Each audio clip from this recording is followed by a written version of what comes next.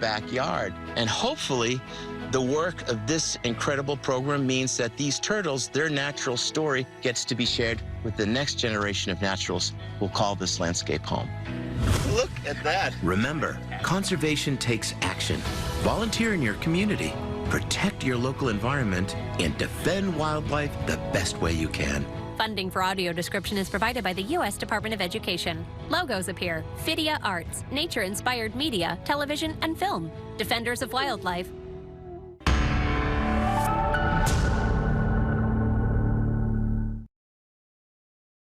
From ABC 7, this is Eyewitness News.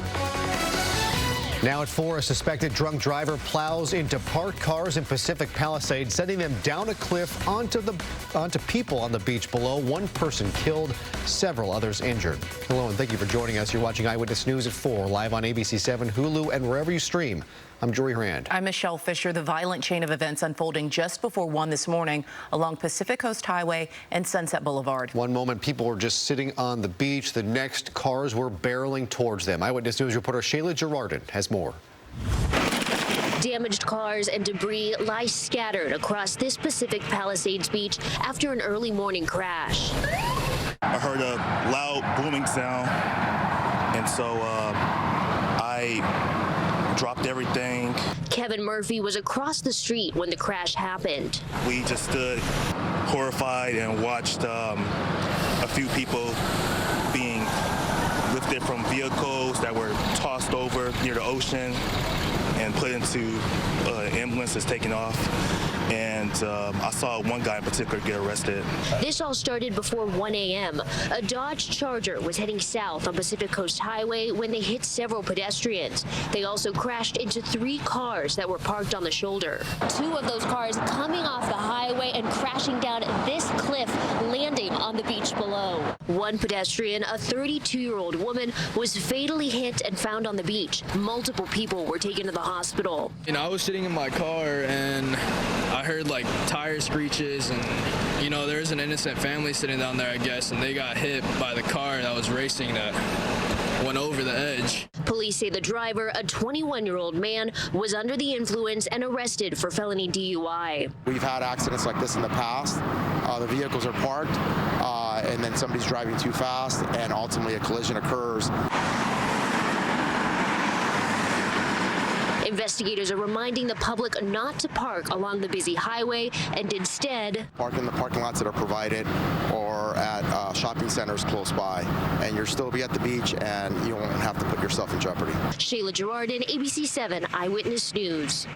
We are learning some startling new details of a wild police pursuit through South LA. Police say a puppy was thrown out the window during the chase. It was inside of a designer bag that was tossed out the window.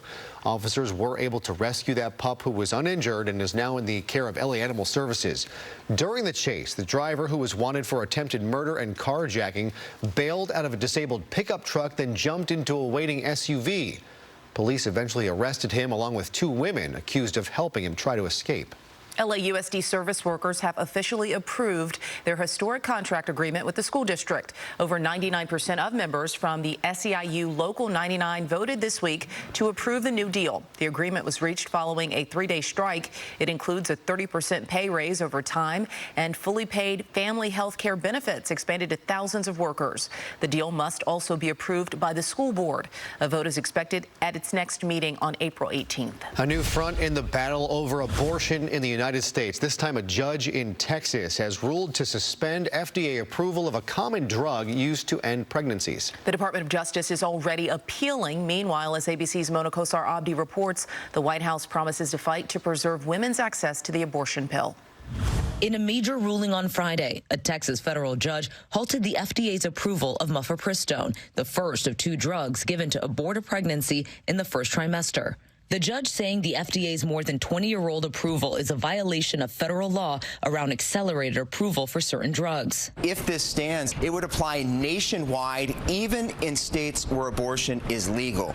And that could mean a dramatic reduction into the most commonly used form of abortion in this country, which is medication. Overnight, the Justice Department appealed that ruling to the U.S. Court of Appeals for the Fifth Circuit. How is it that one person, one judge, with no medical degree, no